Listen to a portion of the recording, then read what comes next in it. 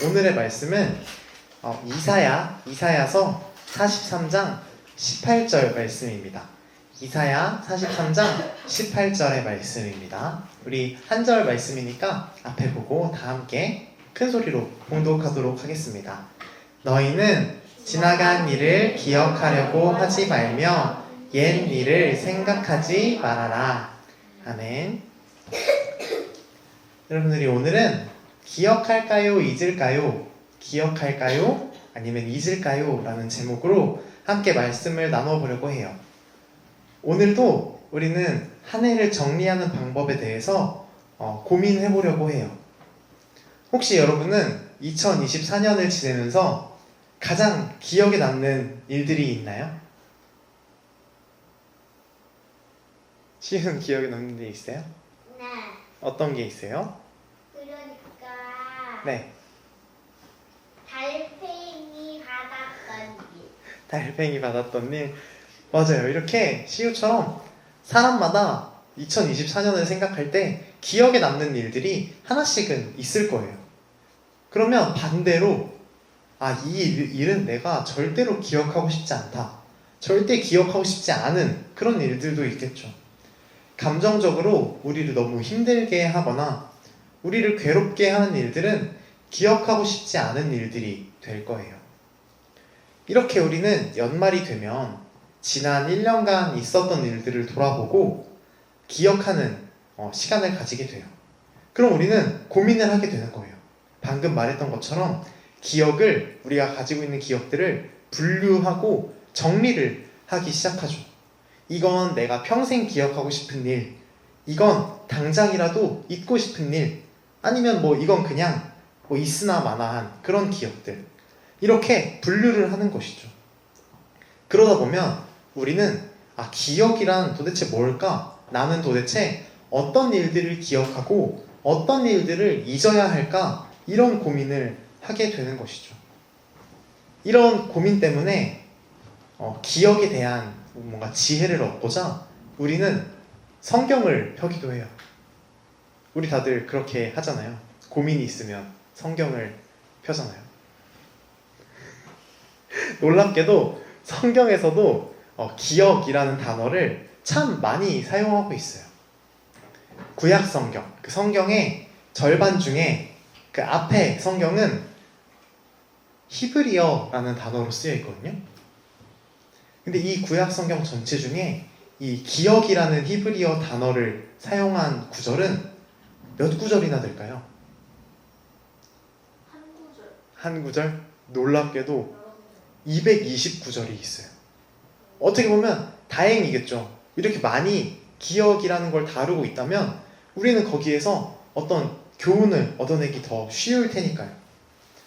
그런데 그렇게 기억에 대한 말씀들을, 기억에 대한 성경들을 쭉 읽어 나가다 보면 우리는 한 가지 이상한 부분을 발견하게 돼요. 바로 우리가 오늘 읽었던 이사야서에서 발견하게 되는 거예요. 이사야는 옛날 그 이스라엘에서 활동했던 그 이사야 선지자의 말을, 또 이야기들을 옮겨놓은 그 성경이에요. 이사야 선지자만 하더라도 이 기억이라는 단어를 정말 수십 번, 20번이 넘게 이야기를 했어요. 그런데 이 이사야가 이야기하는 기억이 조금 이상한 거예요. 먼저 우리가 오늘 읽은 이사야서 43장 18절을 전도사님이 한 번 더 읽어줄게요.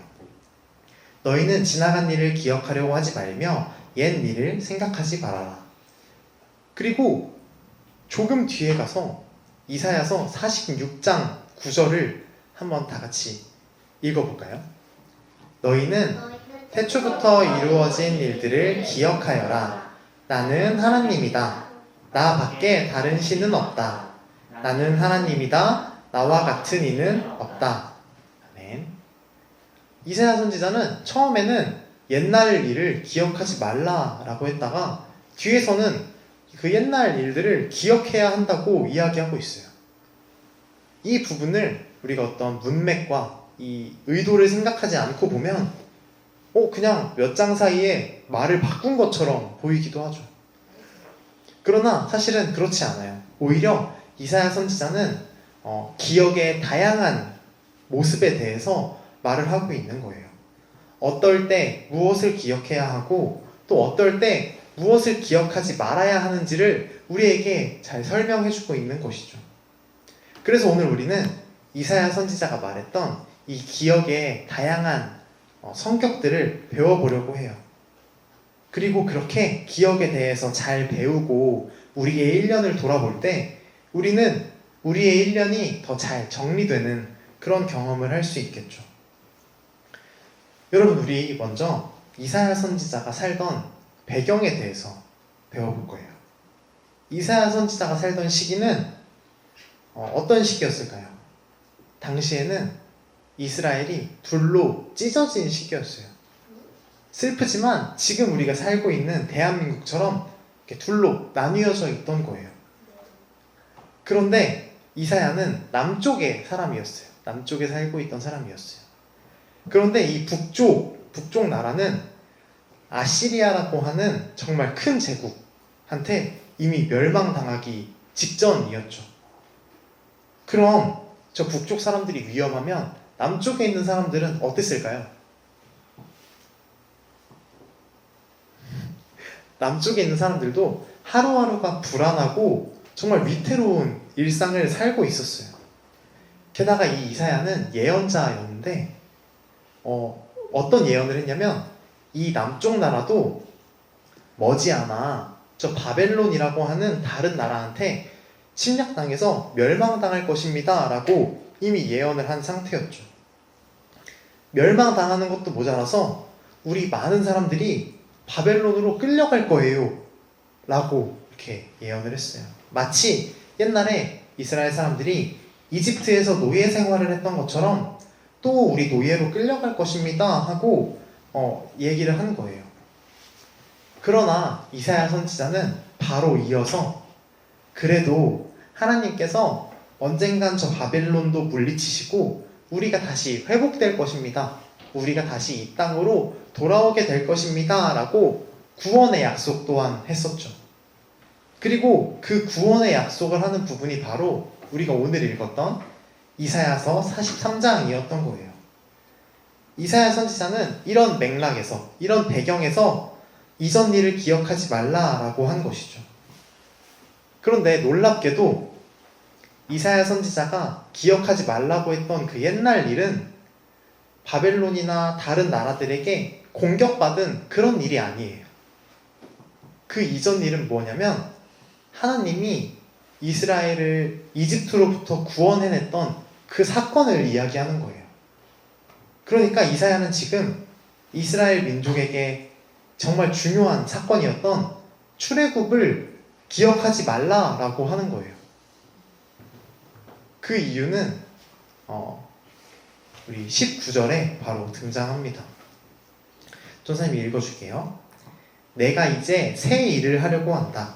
이 일이 이미 드러나고 있는데 너희가 그것을 알지 못하겠느냐? 내가 광야에 길을 내겠으며 사막에 강을 내겠다. 하나님은 새 일을 준비하고 계시다는 거예요. 하나님은 바벨론으로부터 또 새로운 방법과 더 큰 일들로 이스라엘을 구원하려고 하시는데 이스라엘 민족들이 뭔가 과거에 기뻤던 일에 멈추어 있어서 앞으로 자신들의 삶에 다가온 일들에 기대하지 못할까봐 이런 말을 했던 거예요. 하나님은 이번에는 이스라엘 민족들이 A라는 길로 가기를 원하시는데 이 이스라엘 민족들이 출애굽 때 보니까 하나님은 B라는 길을 더 좋아하셔. 우리 B로 가자. 이런 반응을 보일까봐 이사야는 이전 일에 집착하지 말고 우리 하나님께서 이루실 새로운 일들을 기대합시다 라고 한 거예요. 물론 우리는 기억해야죠. 이사야 선지자도 이제 앞으로 우리 이 안에서 출애굽 얘기는 꺼내지도 맙시다 라고 한 것은 아니었어요. 그것처럼 우리도 충분히 기억할 수 있어요. 기억해야죠. 기쁜 일, 감사한 일들은 기억을 해야 돼요. 그러나 그 기억이 우리를 과거에 묶어두는 역할을 하게 두면 안 된다라는 거예요. 우리도 지난 1년을 생각하면 하나님께서 우리를 도와주신 일들이 참 많이 있어요. 그러나 우리가 그 기억 때문에 하나님은 이런 분, 하나님은 이렇게만 일하시는 분, 이렇게 하나님을 우리가 통제하거나 하나님에 대한 기대를 하지 않는 것은 건강하지 않은 일인 거죠. 그리고 이 말씀에서 우리가 주목해야 할 것은 여러분 한 가지가 더 있어요. 바로 우리가 기억할 것과 기억하지 않을 것이 단지 감정적으로 좋은 일, 감정적으로 나쁜 일 이렇게 나뉘지 않는다는 거예요. 쉽게 말하자면 기뻤던 기억들이 우리를 과거에 묶어둘 때가 있다면 때로는 슬프고 또 억울한 기억들이 우리에게 도움이 될 때가 있다라는 것이죠. 심지어 신명기에서 모세는 백성들한테 너희가 이집트에서 노예로 생활했던 일들까지 다 기억해라 라고 말을 하고 있어요. 왜 그랬을까요? 왜 그런 일들까지 다 기억하라고 했을까요? 혹시 여러분들 말벌에 쏘여본 기억이 있으신가요? 쉽지 않죠, 요즘에. 전도사님은 말벌에 쏘인 적이 있어요. 심지어 3번 있어요. 한 번에. 그래서 전도사님은 그 뒤로 말벌을 엄청 조심하게 됐어요. 이렇게 아픈 기억들, 말벌한테 쏘였던 이런 아픈 기억들은 오히려 우리를 다음에 있을 일에서 보호해주고 예방해주기도 해요. 그러나 보호해주기도 해요. 근데 그렇다고 해서 우리가 우리를 너무 아프게 하는 일들을 억지로 기억할 필요는 없겠죠. 말벌을 피하기 위해서 굳이 말벌한테 쏘여본다거나 계속 그 기억을 떠올릴 필요가 없는 것처럼 우리는 굳이 너무 아픈 기억들을 꺼낼 필요는 없어요. 그러나 우리가 감당할 수 있는 선에서 어떤 일들이 우리를 성장시키고 어떤 일들이 우리를 하나님께 가까이 갈 수 있게 만들어주는지 고민해야 하는 것이죠. 그리고 그런 고민 끝에 우리에게 이런 귀한 일들, 가치가 있는 일들을 하늘을 대표하는 기억으로 우리가 남기면 좋겠어요. 마치 이집트에서 노예 생활을 했던 일이 너무 아프고 힘든 일이지만 그 일들을 통해서 이스라엘 민족들은 하나님을 떠나는 것을 경계하게 되었고 하나님께 가까이 가야 한다라는 것을 배웠던 것처럼 말이에요. 여기까지가 이사야서 43장의 말씀이었어요. 그 이전 일을 기억하지 말라라고 하는 말씀에서 얻을 수 있는 그 기억에 대한 교훈들, 기억에 대한 이야기들이었죠. 그 교훈들을 우리가 다시 잠깐 되짚어 보자면 우리가 어떤 것들을 기억할 때 그것들에 묶여 있으면 안 된다. 또 기쁜 일은 우리 삶에 도움이 되고 슬픈 일은 도움이 안 된다라고 생각하는 건 잘못된 생각이다라는 것이죠. 그럼 이번에는 46장의 말씀으로 한번 가볼게요. 이사야는 이렇게 실컷 우리 이전 일에 묶여있지 맙시다, 이전 일을 기억하지 맙시다 라고 하다가 왜 갑자기 다시 옛날 일을 기억해야 한다고 했을까요? 과연 무엇을 어떻게 기억하라는 것일까요? 여기에서 말하는 옛날 일, 옛적 일은 사실 우리가 아까 봤던 일들보다 더 오래전의 일을 의미해요. 이 단어를 옛날을 이 히브리어로 보면 이건 영원이라는 뜻에 더 가까운 말이에요. 처음부터 시작해서 끝까지라는 뜻인 거예요.